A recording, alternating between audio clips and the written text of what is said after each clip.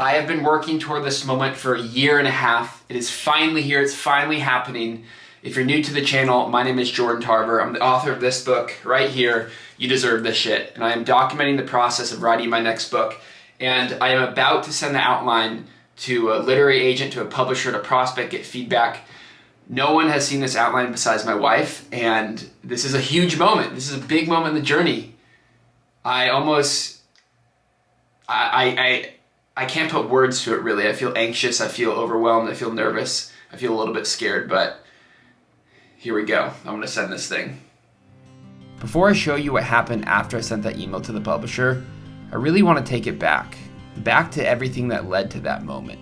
Because the truth is, I had to overcome a lot of obstacles, I had to overcome a lot of challenges, and honestly process a lot of uncomfortable emotions. But it was all those things that made sending that message possible. And so I want to tell that story first. All right, I come bearing good news. It is about 8:53 in the morning, and I just had a really good writing session. I was focusing on the back end of the outline that I've been working on, and I'm pleased to say that I have a full outline. It might not be final. It's gonna shift and adjust over time, but I have a full outline of what I think is gonna be the concept of the book, and I feel I'm pumped about it. I'm honestly pumped about it. My writing process has been a lot different than the first time around when I wrote You Deserve the Shit. So it's been really fun to see how this is evolving. It started on this wall with a bunch of ideas.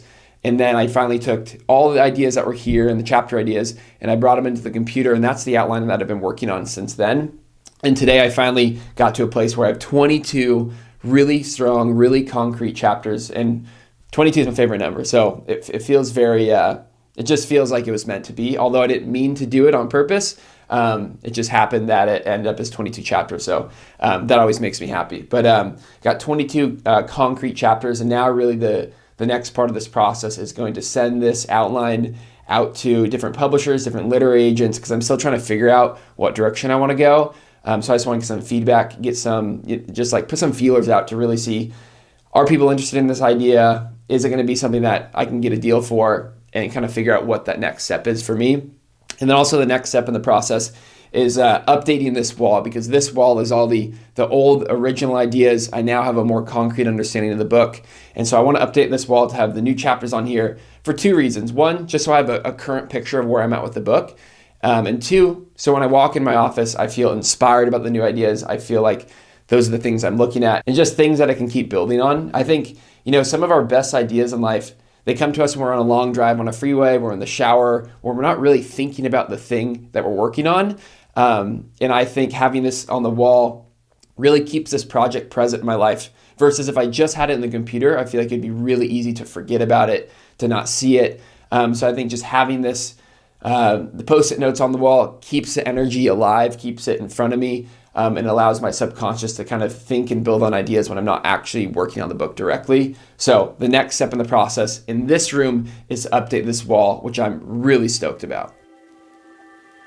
Man, I know it's a lot of people who will work on something, and then because of the time we live in, you'll post it on Instagram, and no one will really say anything. And then you're like, but it's like, dude, you just building a resume. Mm-hmm. Like, that's okay. And you never know who's watching. Like, y'all don't know how many people's pages I'll be on, YouTube's, listening to them. You don't know who's watching. I found Rex Orange County, found that man on YouTube.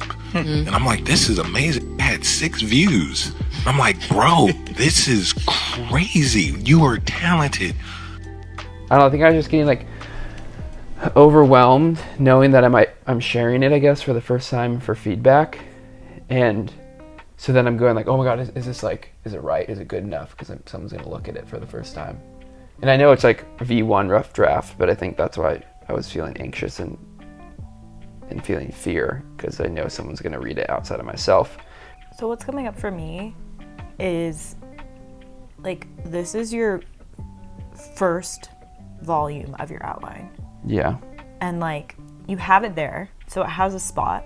If you decide as you're writing that it makes more sense in a different area, this isn't your Bible. You don't have to, just because it's written here, it doesn't have to be like this. It's going to change. And so I think maybe seeing, okay, I'm going to send it to these people, and as an exciting thing that you can like massage it with them and get feedback, and like it's not a personal attack of like, oh, this isn't good. It's like, how can we even make this better? And then you can get like some of those little things. I just feel like you'll be able to kind of move around as you start like writing, because this is just like what you think is going to happen. But then once you actually get in there and start writing, you'll probably be like, oh no, like this actually makes so much more sense when I'm like telling this story down here.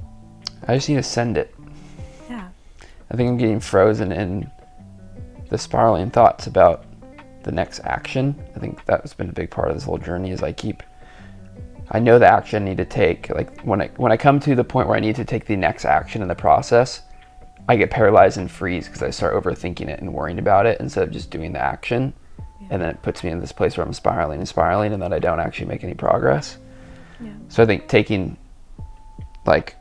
reflecting on how that already played out when I was going from the first outline on the wall to this outline, and how frozen I got in between that, the thing that resolved that was just starting.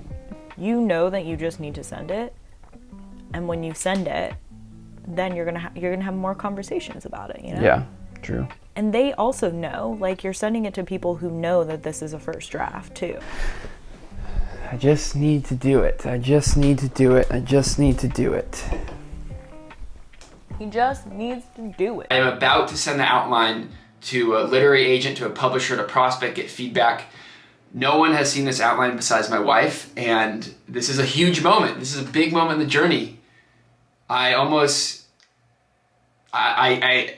can't put words to it really. I feel anxious, I feel overwhelmed, I feel nervous, I feel a little bit scared, but here we go. I'm gonna send this thing. Boom, there's one. Boom, there's two. Wow, I feel like a sense of relief. I have like full body chills right now. I've had so much fear and anxiety and overwhelm around this to the point where I haven't been taking any action. I've just been frozen in these thoughts, spiraling, and almost to the point where I felt like I wasn't capable of doing it anymore. You know, a lot of self-doubt was creeping in, and I just didn't really know where those feelings were coming from. But wow, I sent it at 111, an angel number. I love that. That is 111 to me in my life is a reminder that I'm heading in the right direction, and don't question it. Wow, that's honestly beautiful. So I think this is just a reminder that in the face of fear, we must take action. Even though fear is going to make you want to stop and make you not want to do it, or even though the self-doubt is going to make you want to stop, or the fear of being weak because you couldn't complete something the way you thought. The truth is, none of that is true unless you believe it and stop working towards something. The truth is, fear is a part of the process of growth. It's part of the process of achieving something in your life. It's just the way it is. There's no way around fear. The only way around fear is actually through it when you take action in the face of it. So, you know, when I'm staring at this email and I'm shaking at the bones, basically, afraid to hit that send button.